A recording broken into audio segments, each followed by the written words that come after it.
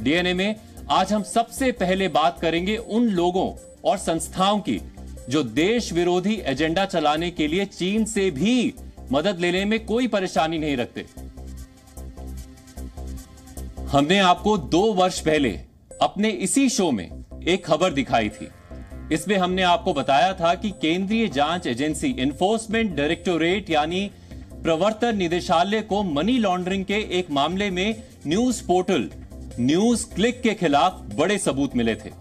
आर्थिक अपराध की जांच करने वाली संस्था ईडी को अपनी जांच में पता चला था कि न्यूज क्लिक के संबंध चीन की कम्युनिस्ट पार्टी से है। चीन का प्रोपेगेंडा विंग अपना एजेंडा चलाने के लिए उन्हें फंड देता है। उस वक्त देश के कुछ बड़े एजेंडाधारी पत्रकारों, संस्थानों और विपक्ष में शामिल कई बड़ी पार्टियों ने इस जांच को लोकतंत्र के चौथे स्तंभ पर हमला बताया था। उनके मुताबिक केंद्र सरकार ने जानबूझकर न्यूज क्लिक जैसी संस्था पर दबाव बनाने की कोशिश की थी। लेकिन आज इन सभी लोगों के मुंह पर ताला लगा हुआ है।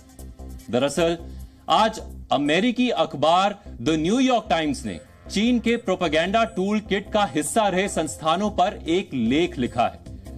इसमें भारतीय न्यूज पोर्टल न्यूज क्लिक का नाम भी शामिल है। न्यूयॉर्क टाइम्स की इस रिपोर्ट के मुताबिक चीन अपना प्रोपेगेंडा फैलाने के लिए दुनिया भर के अलग अलग संस्थानों को पैसा देता है। इसमें कई देशों के मीडिया संस्थान भी हैं। इसी में से एक का नाम है न्यूज क्लिक। न्यूयॉर्क टाइम्स ने अपने इस आर्टिकल में भारत ही नहीं कई अन्य देशों का जिक्र भी किया है। इस लेख के मुताबिक चीन का प्रोपेगेंडा विंग अमेरिका, घाना और जाम्बिया के कई एनजीओज, ब्राजील और भारत के न्यूज पोर्टल, दक्षिण अफ्रीका की एक राजनीतिक पार्टी, दुनिया भर के थिंक टैंक्स और कई सोशल मीडिया इन्फ्लुएंसर्स को पैसे देता है। ये लोग चीन के प्रोपेगेंडा के तहत उसका एजेंडा दुनिया भर में फैलाते हैं। मतलब ये है कि ये लोग पैसे लेकर चीन के बारे में दुनिया भर में सकारात्मक, पॉजिटिव बातें कहते हैं। इस आर्टिकल में बताया गया है कि भारत में चीन को लेकर सकारात्मक बातें करने और उसके राजनीतिक एजेंडे को फैलाने का जिम्मा न्यूज क्लिक को मिला हुआ था। अब हम आपको यह बताने जा रहे हैं कि न्यूज क्लिक को चीन का एजेंडा फैलाने के लिए पैसे मिलते कैसे थे। ईडी के मुताबिक न्यूज क्लिक को वर्ष 2018 से 2021 के बीच 38 करोड़ रुपए की विदेशी फंडिंग मिली थी। न्यूज क्लिक को यह पैसे 4 बड़ी संस्थाओं की ओर से दिए गए थे। इनमें अमेरिका की justice and education fund, GS Pan LLC, Massachusetts का think tank the tri continental limited incorporation और ब्राजील की एक कंपनी सेंट्रो पॉपुलर डेमिडस शामिल थी। न्यूज क्लिक को किसने कितना पैसा दिया, ये आप इस ग्राफिक से समझ सकते हैं। नेविल रॉय सिंघम के NGO justice and education fund incorporation ने 27 करोड़ 51 लाख रुपए और जीएस पैन एलएलसी ने 26 लाख 98 हजार रुपए न्यूज क्लिक को दिए थे। Think tank the tri continental limited incorporation ने न्यूज क्लिक को 49 लाख 31 हजार रुपए और सेंट्रो पॉपुलर डेमिडास ने 2 लाख 3 हजार रुपए न्यूज क्लिक को दिए थे। जिन संस्थाओं ने न्यूज क्लिक को पैसे दिए उनमें 2 संस्था नेविल रॉय सिंघम की थी। यह वही व्यक्ति है जिसका संबंध चीन की कम्युनिस्ट पार्टी के प्रोपेगेंडा विंग से है। नेविल रॉय सिंघम वही व्यक्ति हैं जिसको पूरी दुनिया में चीन के लिए अच्छा माहौल बनाने की जिम्मेदारी दी गई है। नेविल के जरिए ही अलग अलग देशों की संस्थाओं या व्यक्ति को पैसे देकर चीन के राजनीतिक एजेंडा को फैलाने का जिम्मा दिया जाता है। आज सूचना प्रसारण मंत्री अनुराग ठाकुर ने एक प्रेस कॉन्फ्रेंस में भी यही बात कही।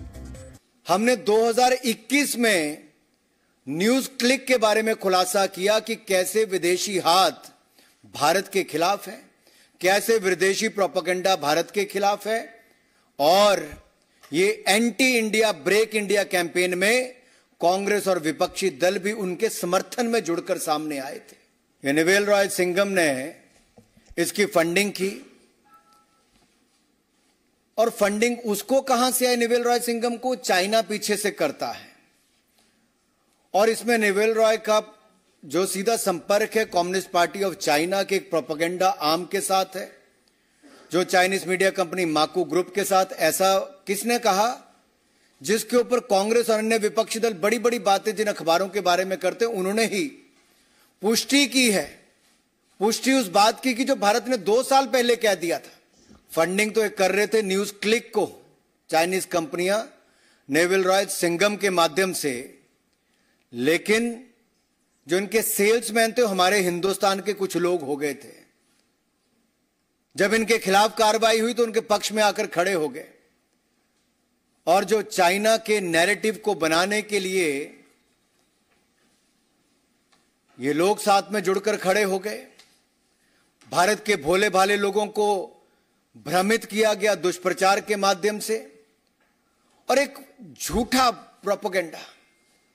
ये फ्री न्यूज के नाम पे फेक न्यूज परोसने वाले हैं और इनका समर्थन करके अपना राजनीतिक उल्लू सीधा करने वाली कांग्रेस पार्टी और अन्य दल ये फ्रीडम ऑफ प्रेस के नाम पर इनके साथ जुड़ गए। एक न्यूज पोर्टल को विदेशी फंड मिलना गलत बात नहीं है, लेकिन जिस एजेंडे के तहत वो पैसा दिया गया और जिस तरीके से उसका इस्तेमाल हुआ, ये बहुत मायने रखता है। आप इसको इस तरह से समझ सकते हैं कि चीन ने न्यूज क्लिक को जो पैसा दिया वो एक ऐसे व्यक्ति को मिला जिसका नाम भीमा कोरेगांव हिंसा में शामिल है। न्यूज क्लिक को करीब 38 करोड़ रुपए मिले थे। इनमें से लगभग 20 लाख रुपए गौतम नवलखा को दिए गए थे। गौतम नवलखा भीमा कोरेगांव हिंसा मामले में आरोपी है और फिलहाल वो नजरबंद किया गया है। Gautam Navlakha news click company में इंडिपेंडेंट पार्टनर भी रह चुके हैं। इसके अलावा लगभग 52 लाख रुपए वामपंथी पार्टी सीपीएम के आईटी सेल मेंबर बापादित्य सिन्हा को दिए गए। ये गौतम नवलखा का नाम तो आपने सुना ही होगा। ये भी एक आरोपी है। किस केस में? एल्गार परिषद के माओइस्ट लिंक में जो भीमा कोरेगांव केस है, उसमें अभी तक जेल में ये है, अंडर हाउस अरेस्ट है। यूएपीए लगा हुआ है इनके ऊपर। और यही नहीं, न्यूज क्लिक को शुरू होने के कुछ महीनों के बाद ही करोड़ों रुपए दिए गए और इन करोड़ों रुपए जब मिले तो उसमें से 1.5 करोड़ रुपया एक इलेक्ट्रीशियन को दे दिया। अरे 1.5 करोड़ रुपए एक इलेक्ट्रीशियन को दे दिया, तब तो कांग्रेस और बाकी दलों ने, राहुल गांधी जी ने, किसी ने सवाल खड़े नहीं किए। और यही नहीं, ये लॉस मेकिंग कंपनी का शेयर बढ़ चढ़कर दामों में खरीदा गया। आर्टिफिशियली एनहांस्ड प्रीमियम उस पर मिला। लॉस मेकिंग कंपनी के शेयरों पर जब आर्टिफिशियली एनहांस्ड प्रीमियम मिलता है, बढ़ा चढ़कर पैसा मिलता है, उस पर तो कोई सवाल खड़ा नहीं करते, लेकिन प्रॉफिट मेकिंग कंपनियों के शेयरों पर यह सवाल खड़ा करते हैं। जब भारत इसी कंपनी के ऊपर कार्रवाई करता है तब तो उस पर सवाल खड़े होते हैं, लेकिन ये चीनी गंध की बदबू जब दुनिया भर में फैलती है और जो अमेरिका का एक अखबार इसके ऊपर अपनी रिपोर्ट निकालता है तो दिखाता है कि फॉरेन मीडिया ने कैसे एक्सपोज किया है न्यूज क्लिक को, और चाइना के साथ साथ कांग्रेस पार्टी का हाथ भी इसमें कैसे उसका सहयोग समर्थन करने में है। यहां एक और बात हम आपको बताना चाहते हैं, वो ये कि न्यूज क्लिक कंपनी पहले PP news click studio private limited के नाम से रजिस्टर्ड थी, लेकिन भीमा कोरेगांव हिंसा के 10 दिन बाद ही इस कंपनी को भंग कर दिया गया। इसके बाद पीपी के news click studio private limited company बनाई गई और भीमा कोरेगांव हिंसा के बाद ही इस कंपनी को 38 करोड़ रुपए की फंडिंग मिली। सोचिए, कंपनी बनते ही इसे विदेशों से करोड़ों रुपए मिलने लगे। वर्ष 2021 में जब ईडी ने मनी लॉन्ड्रिंग के मामले में न्यूज क्लिक को मिल रही विदेशी फंडिंग पर सवाल उठाए, ईडी का बहुत विरोध हुआ। यही नहीं, जब ईडी ने इस मामले में चीन के कनेक्शन की बात कही तो इसका भी काफी विरोध किया गया। अब अमेरिकी अखबार न्यूयॉर्क टाइम्स ने अपने लेख में ना सिर्फ न्यूज क्लिक को मिल रहे चाइनीज फंड की बात कही, बल्कि जिस व्यक्ति नेविल रॉय सिंघम की तरफ से पैसे मिले थे उसकी सच्चाई भी बताई। इस आर्टिकल में नेविल रॉय सिंघम के चीन के साथ संबंधों के बारे में भी बताया गया है। नेविल रॉय सिंघम चीन के शंघाई के एक ऑफिस में बैठते हैं। उसका दफ्तर और चीन की मीडिया कंपनी माकू ग्रुप का दफ्तर एक ही है। माकू ग्रुप की वेबसाइट के अनुसार उसका लक्ष्य पूरी दुनिया में चीन की कहानी बताना है। नेविल रॉय सिंघम एक ऐसा व्यक्ति है जो चीन के प्रोपेगेंडा को पैसों की मदद से पूरी दुनिया में फैलाता है। वर्ष 2020 में नेविल रॉय सिंघम ने एक ईमेल से अपने दोस्तों को एक विशेष न्यूज़लेटर के बारे में बताया था। इस न्यूज़लेटर का नाम डोंग शांग न्यूज था। यह न्यूज़लेटर अंग्रेजी, फ्रेंच, स्पेनिश और पुर्तगाली भाषा में चीन की खबरें प्रकाशित करता था। इस न्यूज़लेटर की ज्यादातर खबरें चीन की सरकारी मीडिया से ली जाती थी। नेविल रॉय सिंघम ने इसी ईमेल में अपने दोस्तों को बताया था कि डोंग शांग न्यूज चीन की सकारात्मक खबरें दिखाता है। यह आपको दूसरी मीडिया में नहीं मिलेंगी। यानी इस ईमेल से नेविल रॉय का एजेंडा साफ पता चलता है। अब सवाल यह है कि नेविल रॉय सिंघम के पास पैसा कहां से और कैसे आता था, जिससे वो दुनिया भर के खास लोगों और संस्थाओं को पैसे दे पाता था। नेविल रॉय सिंघम की एक सॉफ्टवेयर कंपनी थी जिसका नाम था थॉटवर्क्स। वर्ष 2017 में थॉटवर्क्स को करीब 6,500 करोड़ रुपए में बेच दिया था। अपनी सॉफ्टवेयर कंपनी बेचने के बाद जो पैसे आए उसे नेविल रॉय सिंघम ने कुछ खास एनजीओज को दिए। इन एनजीओज में United community fund, justice and education fund और पीपल सपोर्ट फाउंडेशन शामिल है।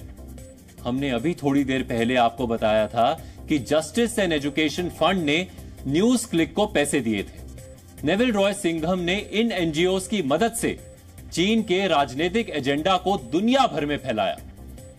इन एनजीओज के माध्यम से ही चीन का पैसा दिया जाता था। अब सवाल यह है कि नेविल रॉय सिंघम चीन का राजनीतिक एजेंडा कैसे चलाता था।